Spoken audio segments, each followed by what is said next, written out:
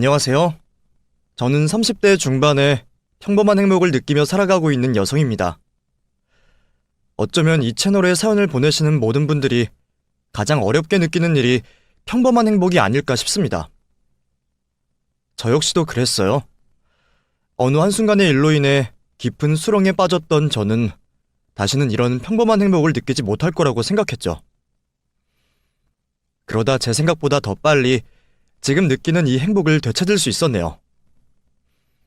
이렇게 글로 적으려고 하기 전까지는 저에게 생긴 이 일이 있을 법하다고 생각되었는데 막상 글을 적으며 경험했던 일들을 떠올리니 하나하나 어려운 확률의 일이라는 걸 알게 되었습니다. 결국 이러한 낮은 확률의 우연들이 모여 지금의 행복을 느낄 수 있게 해주는 기적을 만든 것 같네요. 그러면 제가 다시 이 기적 같은 행복을 찾게 된 일에 대해서 지금부터 이야기해 보겠습니다. 저에게는 대학교 신입생 시절부터 만나오던 남자친구가 있었습니다. 남자친구 경은이와는 무려 10년이나 넘게 사귀고 있었어요. 풋풋하던 시절부터 제법 어른 티가 나는 직장인이 되어서까지 힘든 날 좋은 날 다 같이 보내며 사귄 사이였죠. 10년이나 사귀었던 만큼 양가 부모님들께도 일찍이 인사를 드리고 벌써부터 가족처럼 교류도 하고 있었습니다. 그래서 우리에게 결혼은 너무나도 당연한 과정 중 하나였죠. 자연스럽게 결혼 약속을 하게 되었고 양부 부모님께도 긴장 하나 없이 편안하게 결혼에 대해 말씀을 드리며 10년간의 연애에 대한 결실을 맺을 날만 기다리고 있었습니다. 거기다 남자친구와 결혼을 계획하던 도중 제 뱃속에 소중한 생명까지 생기게 되며 그 어느 때보다 행복한 나날들을 보내고 있었죠. 길었던 연애 기간만큼 저와 남자친구 두 사람을 오랫동안 봐오셨던 부모님들께서도 각각 사위와 며느리가 될 저희에게 큰 선물을 주시려고 했어요. 특히 부유한 형편이었던 저희 부모님께서는 남자친구에게 비싼 결혼 선물을 해주셨죠. 외제 차량과 함께 비싼 시계, 옷 등을 선물로 먼저 해주셨습니다. 결혼 선물의 의미도 있었지만 지난 10년 동안 저에게 잘해준 고마움과 동시에 앞으로 결혼 생활을 잘 부탁한다는 뜻이 들어있는 선물이었죠. 그렇게 결혼식 날만 기다리며 모든 준비를 끝냈던 우리는 각자 친구들에게 청첩장을 나눠주며 결혼 축하를 받고 있었습니다. 그런데 그때 남자친구가 좀처럼 저와 같이 있는 시간을 집중하지 못했어요. 회사 일 때문인가 생각해서 배려도 해줬고 다른 힘든 일이 아닌지 걱정되어 물어도 봤죠. 하지만 남자친구는 아무 일 없다면서도 계속 무슨 일인가 신경을 쓰는 듯한 모습을 보였습니다. 그러다 언젠가부터는 저에게 무엇을 숨기는 듯한 태도를 보였죠. 10년 동안 연애를 하면서 서로 볼 꼴 못 볼 꼴 다 보아온 사이였기에 더 이상 숨길 일이 뭐가 있을까 싶었어요. 보통 제가 궁금해하면 어쩔 수 없다는 듯이 보여주는 남자친구였는데 이번만큼은 기를 쓰고 숨기려고 했습니다. 특히 10년 동안 바꾸지 않던 휴대폰 비밀번호까지 바꾸면서 꽁꽁 숨기려고 했죠. 뭐야? 너 휴대폰 비밀번호 바꿨어? 나 모르게 여자라도 만나고 있는 거 아니야? 그런 게 아니라면 10년 동안 똑같이 쓰던 휴대폰 비밀번호를 왜 바꿔? 아니야. 계속 한 비밀번호를 쓰면 안 될 것 같아서 그런 거야. 요즘에 해킹이 워낙 많다고 하니까 휴대폰 말고도 원래 쓰던 비밀번호 하나씩 바꾸고 있어. 그래? 그럼 지금 휴대폰 비밀번호 뭔데? 알려줘봐. 개인 사생활인데 그런 것까지 알려고 하면 안 되지. 이거 봐. 진짜 수상해. 너 진짜 여자 만나고 있는 거 아니야? 내가 그럴 사람이면 10년 동안 너한테 안 걸렸겠냐? 이제 평생 같이 붙어있을 텐데 그 정도 사생활은 지켜줘야지. 지금까지는 서로 집에 가고 떨어져 있는 시간이 있어서 모든 걸 공유한 거였고. 휴대폰 비밀번호 정도야 부부끼리 공유를 하지 않는 게 마음 상할 일은 아닌 것 같았는데 이제까지 모든 걸 공유하던 남자친구가 결혼과 동시에 내가 모르는 비밀이 생긴다고 하니 조금 서운하긴 했습니다. 그렇다고 제가 말했던 것처럼 여자가 있다고 남자친구를 의심하거나 그러진 않았어요. 저도 농담으로 한 말이었기 때문에 큰 의미를 두고 있지도 않았고 남자친구가 그런 짓을 할 거라고 생각하지도 않았죠. 그리고 남자친구의 말이 틀린 말도 아닌 것 같았습니다. 일찍이 결혼한 친구들을 보면 남편들이 답답한 행동을 하거나 화나는 행동을 하면 대화하던 방에서 남편들 흉을 보기도 했으니 저도 그렇게 되지 않으라는 법은 없었죠. 이것 또한 부부가 되는 과정이다 싶어 큰 생각이 없었어요. 그런데 그냥 무심코 넘기려는 저에게 남자친구는 계속해서 신경이 쓰이게 만들었습니다. 좀 과하다고 생각할 정도로 휴대폰을 쥐고 놓질 않았죠. 그러다 보니 무슨 일인가 제가 알아야 할 것 같았습니다. 남자친구는 알려줄 생각이 없는 것 같으니 제가 직접 알아내는 수밖에 없었죠. 며칠 동안 남자친구 행동에 관심이 없는 척을 하며 휴대폰 비밀번호를 훔쳐보게 되었고 몇 가지 숫자들을 추릴 수 있었습니다. 이제 남자친구의 휴대폰만 몰래 가져가 확인을 해보면 되었죠. 기회만 엿보고 있던 저는 남자친구가 낮잠 자는 틈을 타서 휴대폰을 가지고 화장실로 들어가게 되었고 몇 차례 시도 끝에 휴대폰 비밀번호를 풀 수 있었습니다. 그리고 안에 들어있던 대화들을 확인해보며 무슨 문제인지 알아내기 시작했죠. 그런데 휴대폰을 열자마자 남자친구가 꽁꽁 숨겨왔던 비밀을 알아낼 수 있었습니다. 절대 그런 일은 없을 거라고 확신을 해오던 여자 문제였어요. 남자친구는 연락을 하고 있는 여자에게 협박을 당하고 있었습니다. 매번 연락해오는 메시지를 삭제하는지 이전 대화들까지 확인해볼 순 없었지만 남아있는 대화 내용으로 유출을 해봤을 때는 두 사람이 만남을 가진 적이 있었고 남자친구가 협박을 당한다는 것까지 알아낼 수 있었죠. 남자친구의 군생활 시절을 제외하고 떨어진 적도 없었고 남자친구가 여자에게 관심을 보이는 모습도 보지 못했었습니다. 그래서 일방적인 스토킹 문제일 수도 있겠구나 싶었어요. 남자친구가 저에게 걱정을 끼치지 않으려고 한 모습을 직접 보았기 때문에 제가 직접 이 문제를 해결해주고 싶었습니다. 스토킹을 당하는 게 맞다면 마음 여린 남자친구보다는 제가 알아들을 수 있게 여자에게 말하는 게 나을 거라고 생각했죠. 그래서 남자친구인 척 연락을 하여 여자와 만남을 가지기로 약속을 했습니다. 약속한 날이 되어 찾아간 카페에서 여자의 번호로 전화를 하려고 했는데 누군가가 저를 먼저 알아보며 손을 들어왔어요. 설마 제가 만나기로 한 여자가 그 여자일까 싶었죠. 그런데 여자는 제가 누군지도 알고 있었고 만나기로 한 남자친구가 아님에도 저를 보며 놀라지도 않았습니다. 차분히 자기 할 말을 다하며 자신을 소개했죠. 안녕하세요. 경훈씨 여자친구분이시죠? 제가 오늘 만나기로 한 사람이에요.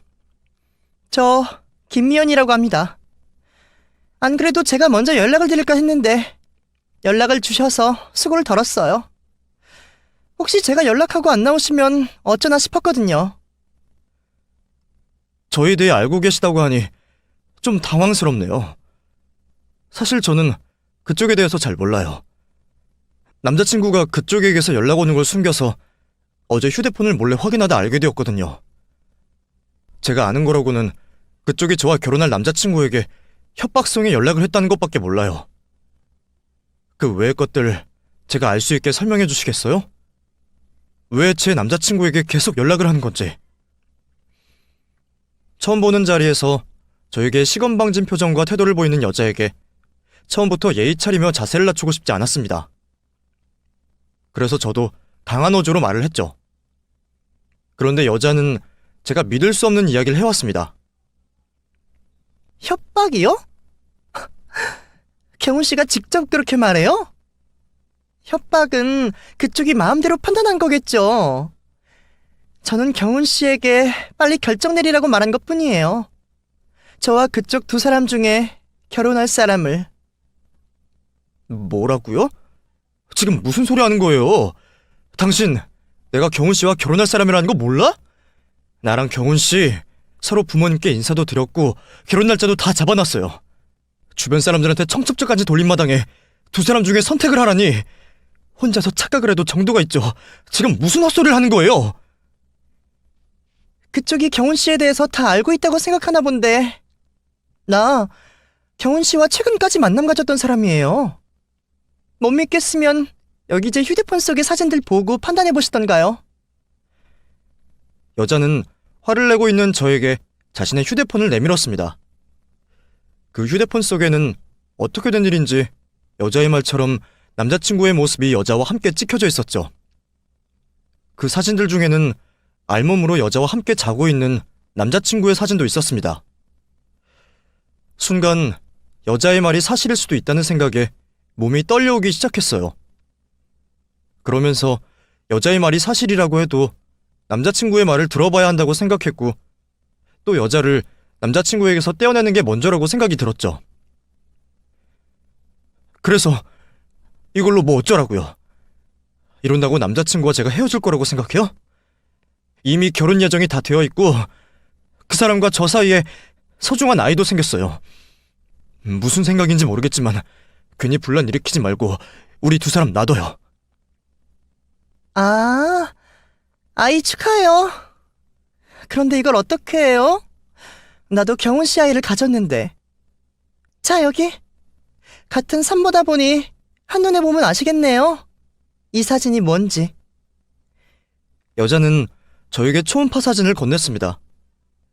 그리고 그곳에는 여자의 말처럼 임신 초기의 아기집이 보였죠. 눈앞에 벌어지고 있는 상황을 믿을 수 없어 하던 저에게 여자는 쐐기를 박듯 남자친구와 나눈 대화 내용과 다정한 모습의 사진을 보여줬습니다. 그러면서 저보고 남자친구와 헤어지라고 말을 해왔죠. 모든 사실 알고도 경훈 씨와 결혼 생활 할 수 있겠어요? 평생 오늘 일이 생각날 텐데. 난 쉽게 떨어져 나갈 생각 없어요. 두 사람 결혼한다고 해도 끈질기게 붙어 있을 거라고요. 난 처음부터 당신이 있다는 걸 알고 경훈 씨를 만나서 이런 일들 다 상관없어요. 그러니까 괜히 상처받기 전에 경훈 씨와 파혼하고 헤어져줘요. 더 이상 자리에 앉아 여자의 말을 듣고 있을 수만은 없었습니다. 자리를 박차고 나와 곧바로 남자친구가 일하는 곳으로 찾아갔죠. 그리고 흥분한 상태로 제가 오늘 겪게 된 사실을 물어보게 되었어요. 그런데 아니라고 말해줄 것 같았던 남자친구의 입에서 모든 걸 시인하는 대답이 나왔습니다. 미안해. 너를 속일 생각은 아니었는데 다 사실이긴 하지만 나 그 여자 사랑하지 않아. 냉정하게 끊지 못한 것도 내 애를 가졌다고 해서 그런 거였어. 내가 그 여자 설득해서 지금 이 상황 해결해볼게. 그리고 내가 예슬이 너에게는 정말 미안해. 뭐라고 할 말이 없어. 남자친구의 대답과 동시에 저는 충격을 받아 쓰러지고 말았습니다. 정신을 차리고 일어나 보니 부모님께서 병실에 계셨어요. 그리고 하복부가 찢어질 듯한 충격이 왔죠. 부모님께서는 아파하는 저를 보고 말없이 안아주시며 눈물을 흘리셨습니다. 부모님의 이상한 모습에 그제서야 뱃속 아이가 무사한 건지 물어보게 되었죠. 그리고 제가 유산을 하게 되었음을 알게 되었습니다. 제가 쓰러졌다는 소식을 듣고 병원으로 오신 부모님께서도 모든 사실을 아시게 되었고, 그날 당장 남자친구와 파혼을 하라는 말씀을 하셨습니다. 저 역시 아이를 잃게 된 슬픔에 모든 원인이 남자친구에게 있다고 생각했죠. 남자친구와는 파혼을 하게 되었고, 그동안 해왔던 결혼 준비는 다 물거품이 되었습니다. 병원 치료를 받으며 몸은 빠르게 회복되어 갔지만 마음의 상처는 벌어진 상처 그대로였습니다. 10년간 만나오고 결혼까지 예정했던 남자친구에게 받은 배신감이 너무 커서 울고 싶지 않았지만 눈물은 마를 날 없이 흘러나왔어요. 그렇게 매일같이 눈물을 흘리며 소중한 내 아이를 그리워하는 날이 지나갔죠. 3개월 정도 시간이 흘렀을 때 남자친구에게서 다시 연락이 왔습니다. 지난 일을 사죄하고 싶다면서 말이죠. 그러면서 자신이 여자에게 속았다는 헛소리를 하며 저와 다시 잘해보고 싶다는 말을 해왔습니다. 아이까지 잃게 만든 남자친구의 뻔뻔한 모습에 참을 수 없는 화가 났던 저는 할 수 있는 욕을 다 해가며 내 인생에서 꺼져달라고 했죠. 어떤 식으로 용서를 빌더라도 이를 받아줄 수 없었습니다. 그날을 마지막으로 남자친구와는 완전히 관계를 정리하게 되었어요. 이후 다시 회사를 다니며 정상적인 생활을 해보았지만 너무 큰일을 겪었던 탓에 좀처럼 정신을 차리기 어려웠습니다. 부모님께서도 그런 제가 걱정이 된다며 마음을 회복할 수 있는 시간을 가지길 원하셨죠. 저도 치료를 받고 쉴 수 있는 시간이 필요하다고 생각이 들었어요. 그래서 부모님의 조언대로 퇴사를 한 이후 정신과 치료를 받으며 이전의 일들을 잊고 받아들이는 시간을 가지게 되었습니다. 이후 3년이라는 시간이 흘렀습니다. 아이를 잃었던 일은 잊을 수가 없어 가슴 한켠에 고이 간직해 두었고 그 외에 다른 일들은 잊고 새로운 출발을 하게 되었죠.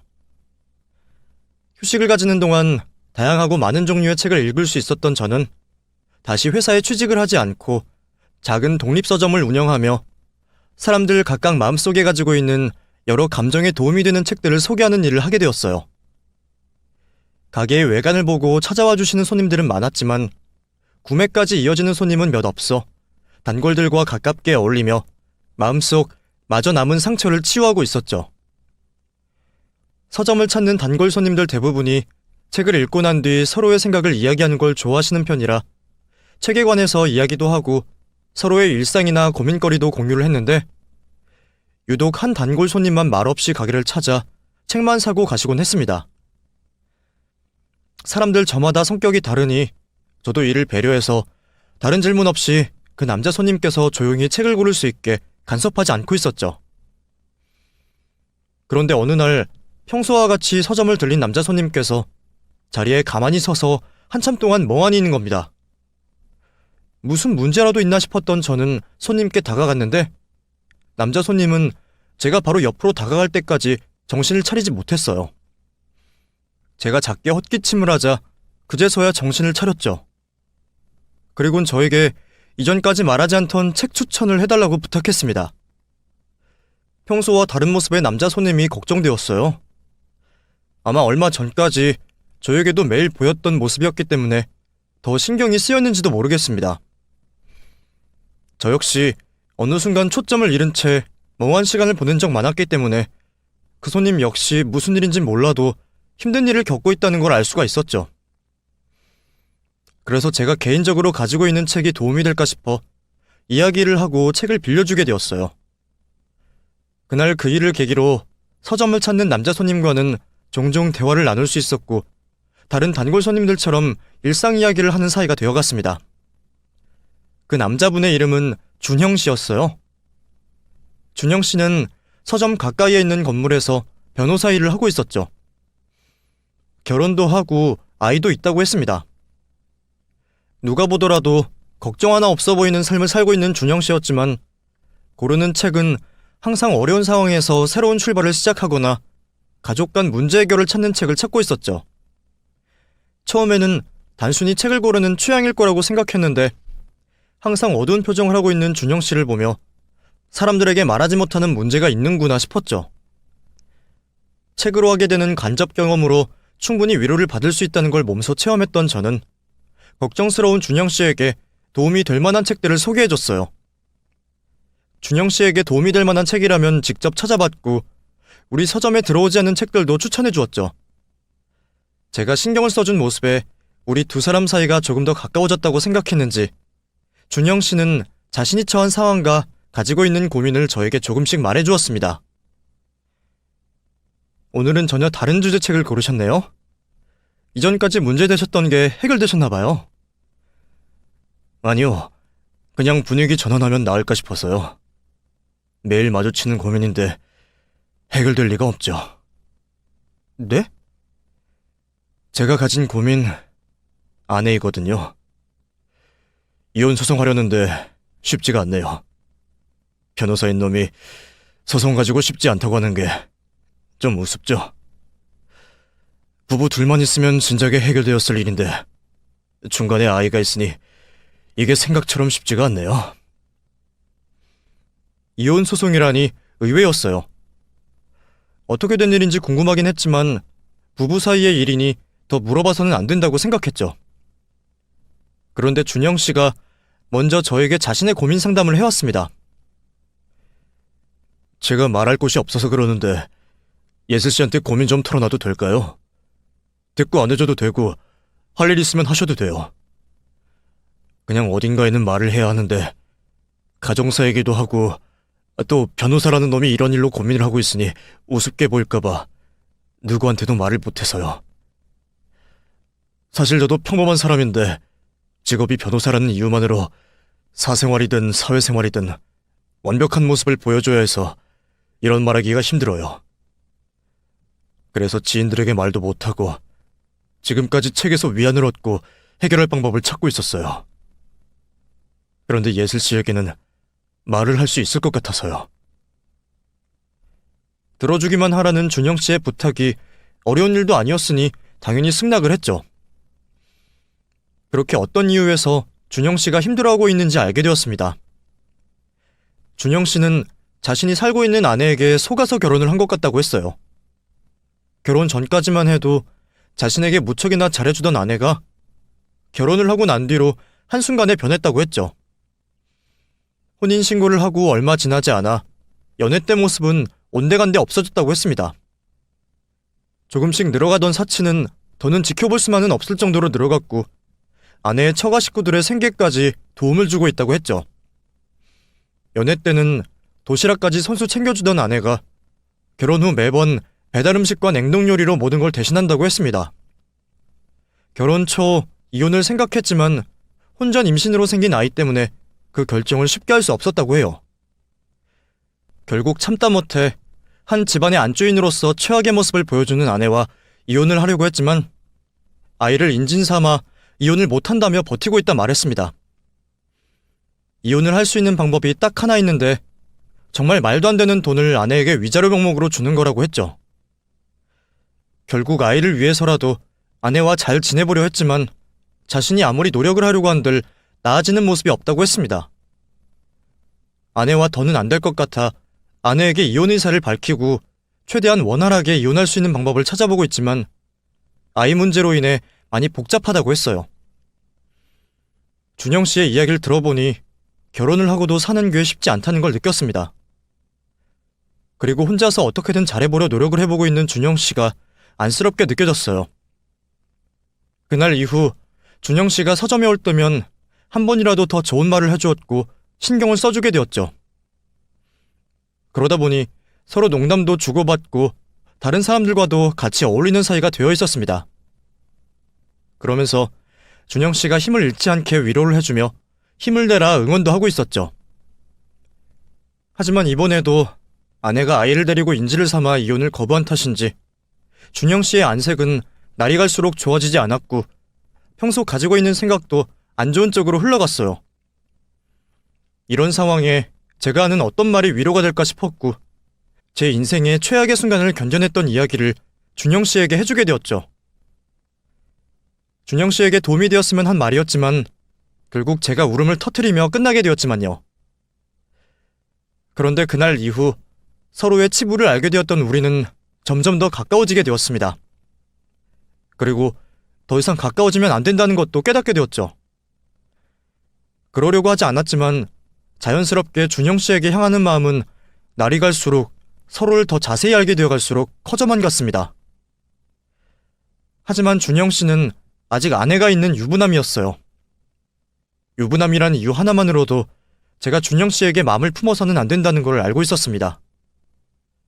게다가 과거에 저는 결혼을 앞둔 상태에서 예비 신랑이 했었던 외도로 인해 파혼을 하고 아이까지 잃게 된 경험을 한 적이 있었죠.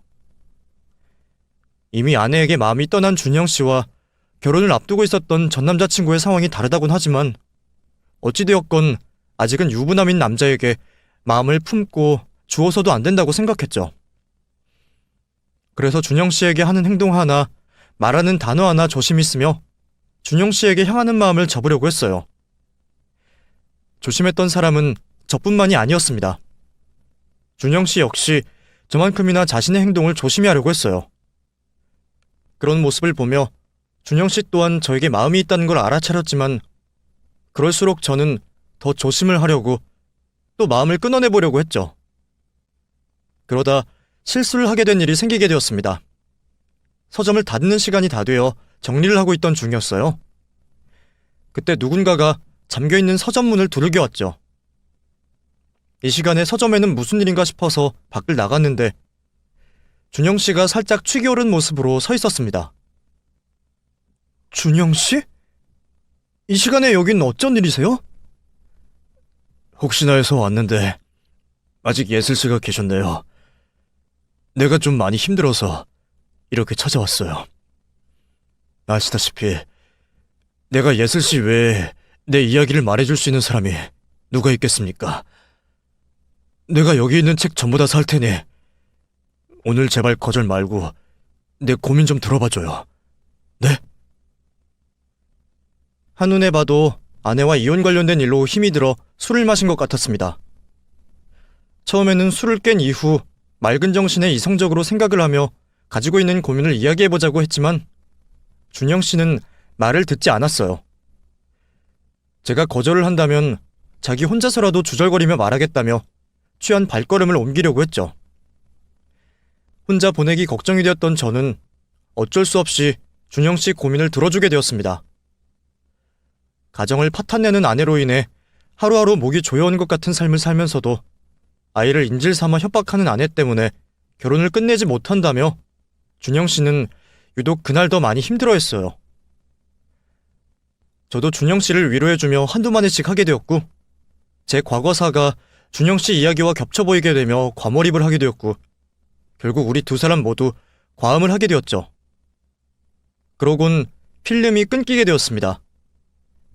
다음날 아침 머리가 아파 잠에서 깨어났는데 평소 아침과 다르다는 걸 깨닫게 되었습니다. 이불 밑으로 본 몸은 실오라기 하나 걸치지 않았고 옆에는 준영 씨가 잠들어 있었죠. 기억이 끊긴 채 실수를 하게 된 거예요. 그 순간 저를 미워하지 않을 수가 없었습니다. 제가 직접 겪은 적이 있고 그로 인해 용서할 수 없는 행동을 저 스스로 했으니 말이죠. 실수였다고 하나 아직 유부남인 남자와 밤을 보냈다는 사실에 저는 집에서 나와 저 스스로를 자책하게 되었죠. 그날 이후 서점도 잠시 휴업하게 되었고 걸려오는 준영 씨의 전화도 피하게 되었습니다. 그런데 문제는 그날 이후 제 몸에 변화가 있었다는 거였어요. 임신까지 하게 된 거였죠. 엎친 데 덮친 꼴이었지만 이럴 때일수록 정신을 똑바로 차려야 했습니다. 뱃속의 아이를 어떻게 할 수 없었고 준영 씨는 유부남이었으니 제가 홀로 아이를 키우기로 결심했죠. 준영 씨에게는 어떠한 책임도 묻지 않으려고 했습니다. 또 저 때문에 아내와 있어 이혼 문제가 더 불거지는 것도 원하지 않았죠. 하지만 자신의 아이가 있다는 건 준영 씨도 알아야 한다고 생각했어요. 그래서 오랜만에 준영 씨에게 전화를 걸어 만남을 가지게 되었죠. 그날 이후 연락이 없어서 당황도 했고 걱정도 했어요. 나 때문에 생긴 일인데 예슬 씨가 피해를 보는 것 같아서. 아니에요. 저도 똑같이 실수를 했는데요. 제가 이렇게 준영 씨와 어색한 자리를 만들게 된 건 준영 씨가 알아야 하는 일이 생겨서 말씀을 드려야 할 것 같아서요. 저 임신했어요. 준영 씨 아이가 맞고요. 그런데 어떤 책임을 져달라고 또는 경제적인 도움을 달라고 요구하려 만든 자리 아니에요. 그냥 아이가 있다는 걸 아셔야 할 것 같아서요. 이 일 때문에 아내분과 더 문제가 생기거나 저에게 필요 이상의 감정을 가지시지 않길 바래요. 전 이미 마음의 정리가 다 되었고 혼자서 아이를 키울 생각이니까요. 혹시 제가 나중에 딴 말할까 걱정이 되신다면 각서나 계약서 써드릴게요. 변호사이시니까 그에 대한 방법을 더 잘 아시겠죠. 그런 말이 어디 있어요. 왜 예슬 씨 혼자 키우려고 해요? 어차피 나 아내와 이혼하려고 하잖아요. 빨리 정리한 다음 내가 예슬 씨와 아이를 책임질게요. 내가 싫다면 양육비라도 책임질게요. 아니요. 준영 씨 아이와 아내분 때문에 이혼 쉽지 않잖아요. 혹시 나중에라도 아이 정체를 알고 이렇게 나오실 것 같아서 미리 말씀드리는 거예요. 저 아이 혼자서 키울 정도의 능력은 되는데 저 때문에 유부남이 아내와 이혼했다는 말 감당할 정도는 되지 않아요. 그러니 그러지 말아주세요. 준영 씨에게 책임을 요구하거나 발목을 잡지 않겠다고 약속을 하며 자리를 떠나게 되었습니다. 준영 씨는 제가 말한 결정에 어쩔 수 없이 동의를 했지만 계속 미안해했어요.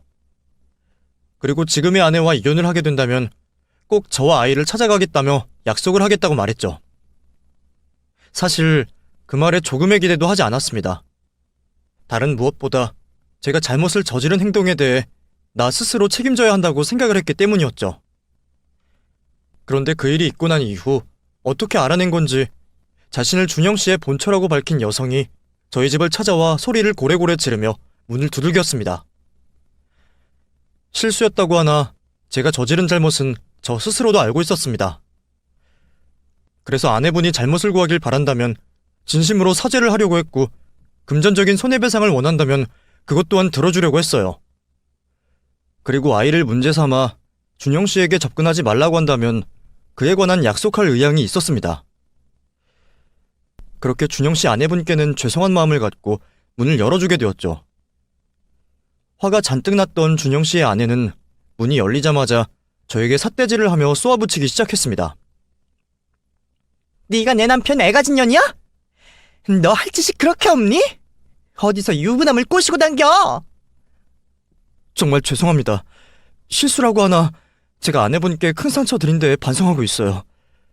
또 그날 있었던 일 절대로 발생해서는 안 되는 일이었다는 것도 인정하고요.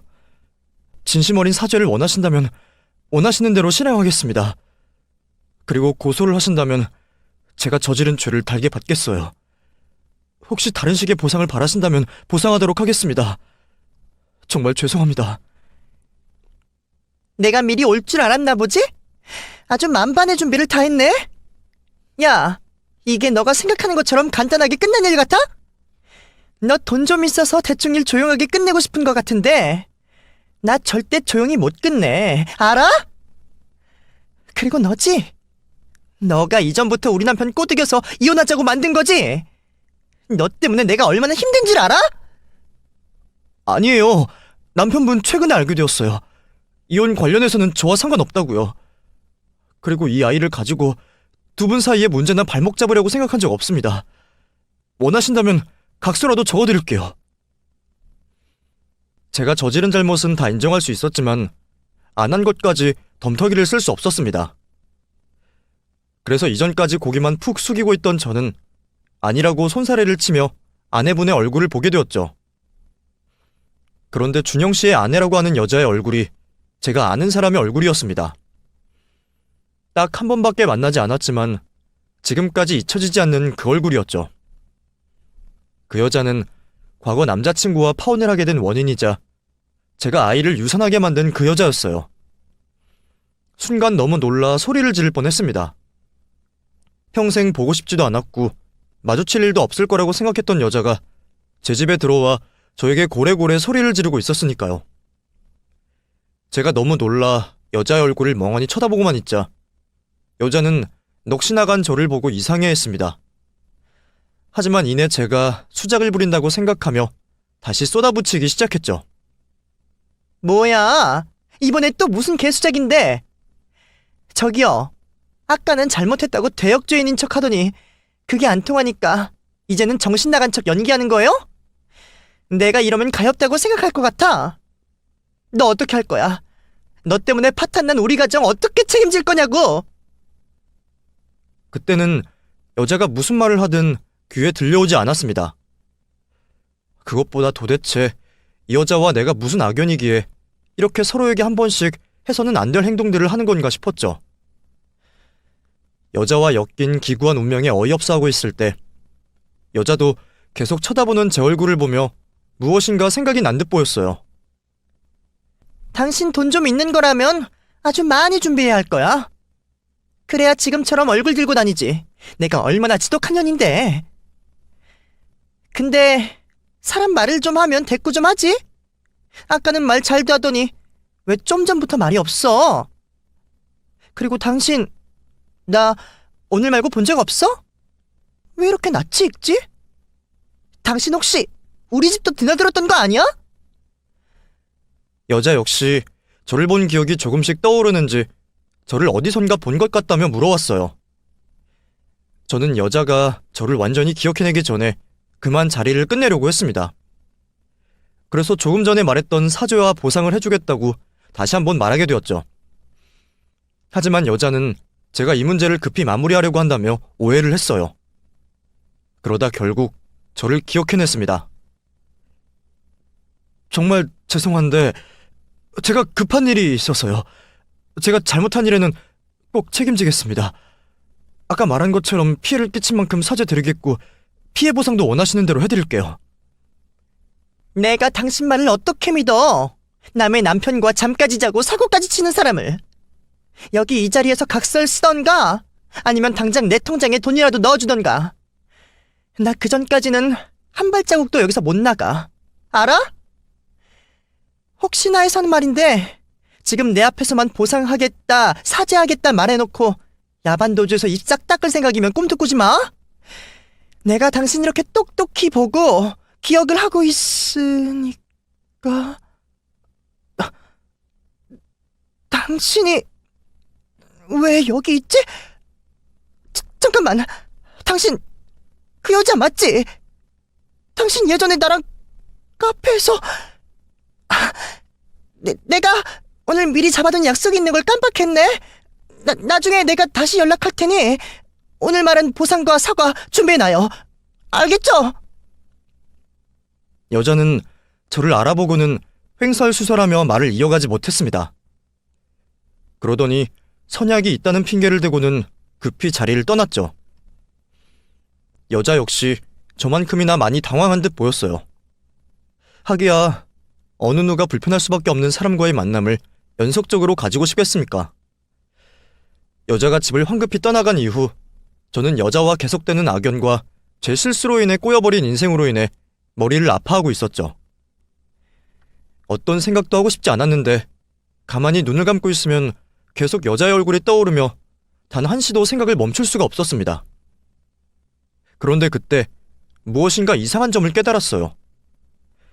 제가 준영 씨에게 듣기로는 아이의 나이가 이제 3살이 조금 넘어가고 있었습니다. 그런데 3년 전이라면 여자의 뱃속에 전 남자친구의 아이가 생겼다며 저에게 파혼을 해달라고 말을 해왔을 때였어요.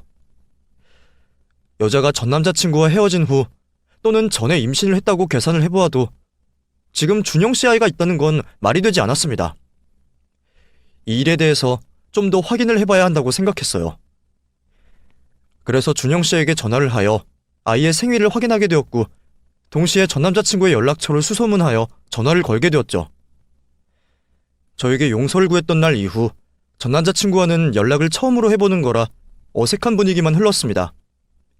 저 역시 그 여자와 전 남자친구 사이에 있었던 일을 어떻게 물어봐야 하는지 몰라 난감해하고 있었죠. 한참을 본론으로 들어가지 못하고 의미 없는 말만 주고받다 눈 딱 감고 과거 일에 대해 물어보게 되었어요. 처음 제 이야기를 듣고 당황했던 전 남자친구는 다행히 저에게 다른 이유를 묻지 않고 여자와 있었던 이야기를 들려주었습니다. 여자를 처음 만나게 되었던 건 한 카페였다고 했습니다. 연락처를 주고받은 것도 어쩔 수 없었다고 했죠.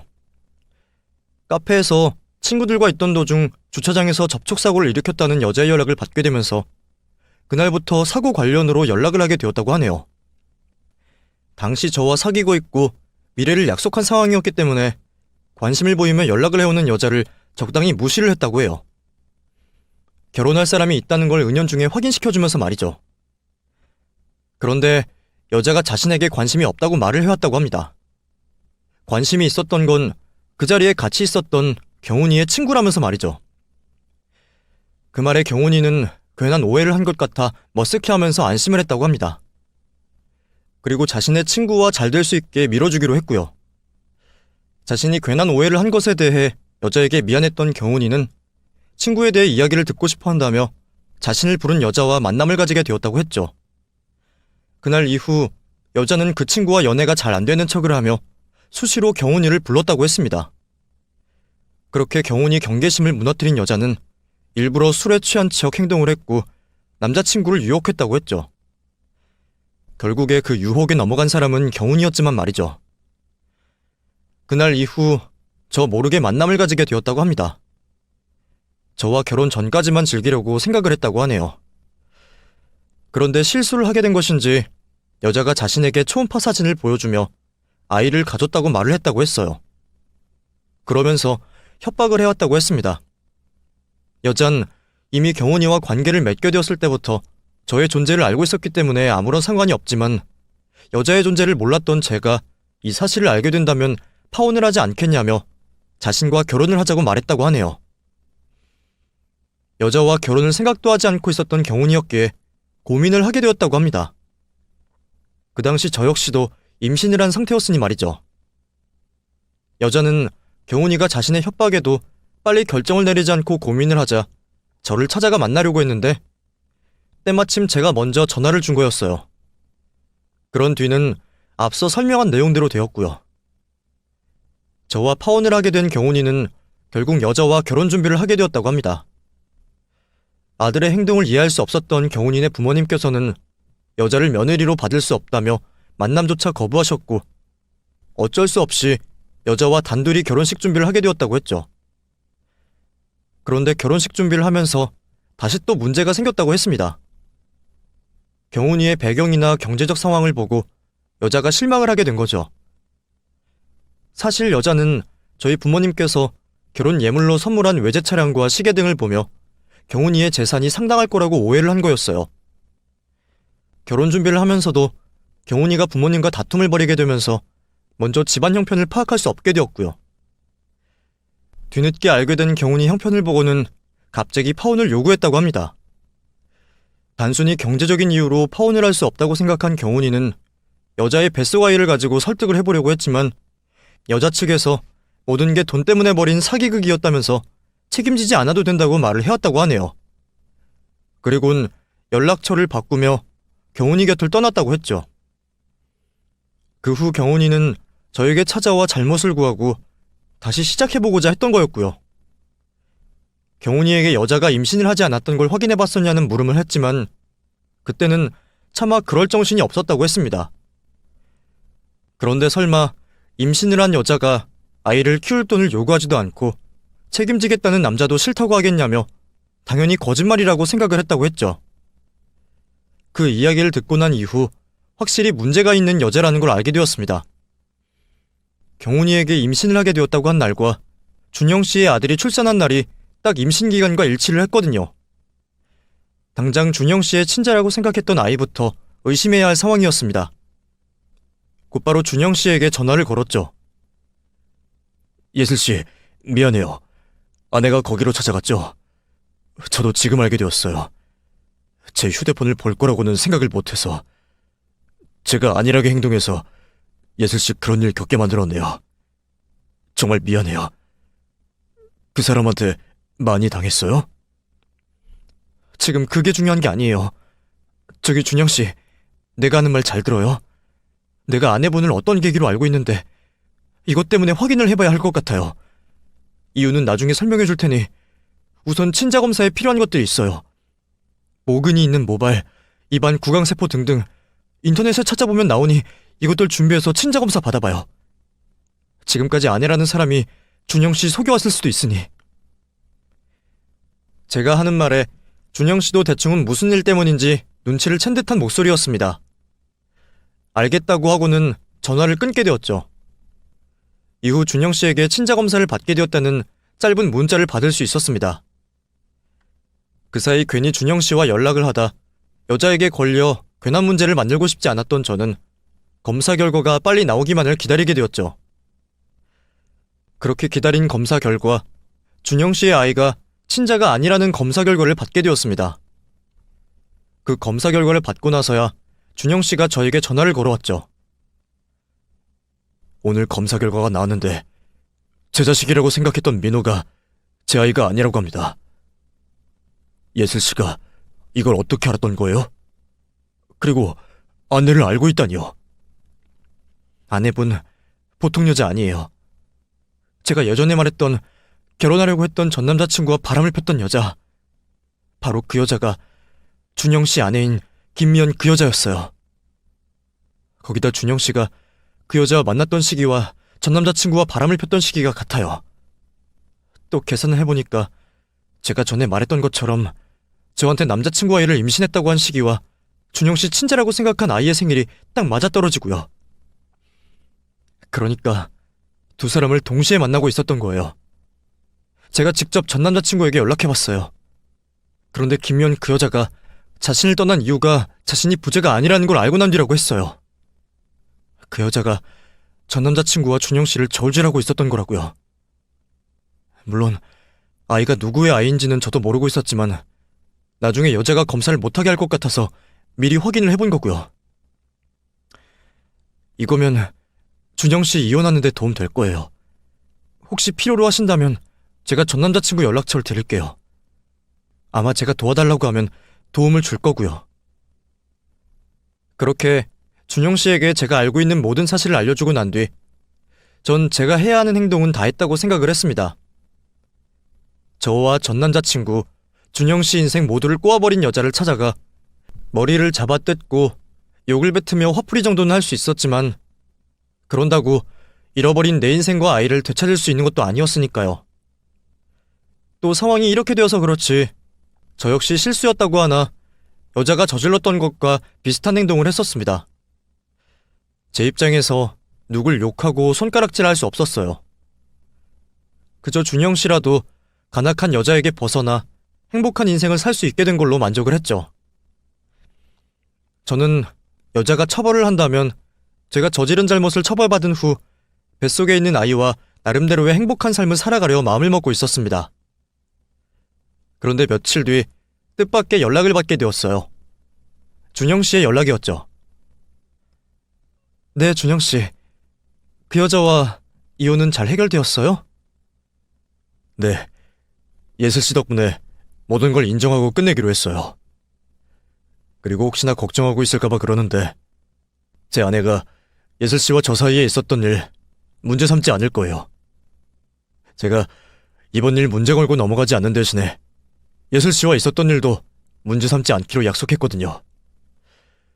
솔직히 이혼을 했어도 진작에 했어야 했는데 자기가 억지를 부리고 끌고 와서 이렇게 된 거였으니까요. 거기다 자기가 저지른 잘못도 있고 그러니 걱정하지 말아요.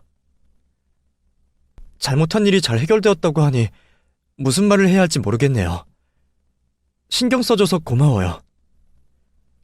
그리고 저번에 한 약속 제가 지키려고 하는데. 네? 약속이요? 저 예슬 씨가 저에게 마음이 있다는 거 이전부터 알고 있었습니다. 예슬 씨도 제 마음 알고 있었을 거라 생각하고요. 이전까지는 제가 이혼을 하지 못해서 어쩔 수 없이 서로의 마음을 숨겼지만 이제 더는 그럴 필요가 없잖아요. 그리고 제가 이혼하게 되면 예슬 씨와 아이 책임지겠다고 약속도 했고요. 서로 큰일을 겪고 경황이 없지만 우리 진지하게 만나봐요. 이미 서로가 서로에게 얼마나 잘 맞는 사람이고 또 얼마나 좋은 사람인지는 충분히 알고 있잖아요. 저 역시 더는 제 마음을 억누르고 있을 이유가 없다고 생각했습니다. 준영 씨는 좋은 남자였고 저에게 잘 맞는 사람이었으니까요. 그렇게 우리는 서두르지 않고 천천히 만남을 가지게 되었고 뱃속의 아이를 출산한 이후에 결혼을 하여 부부가 되어 살아가고 있습니다. 지금까지 행복하게 살고 있고요. 맨 처음 말씀드렸던 것처럼 다시는 이런 행복을 느끼게 될 거라고 생각하지 않았어요. 그것도 저의 과거를 모두 이해해주는 사람과 함께 이런 행복을 느낄 거라고는 생각지도 못했죠. 그래서 지금 이 순간이 그 어느 때보다 행복하고 소중하게 느껴집니다. 제 바람은 특별할 것 없어요. 기적 같은 이 행복이 지금처럼 유지되며 우리 가족 모두 건강하게 지내는 것뿐이죠. 그러면 여러분들께서도 사랑하는 가족과 행복하시길 바라며 저는 이만 글을 마무리하도록 하겠습니다. 그럼 건강하시고 행복하시길 빌며 끝내겠습니다. 감사합니다.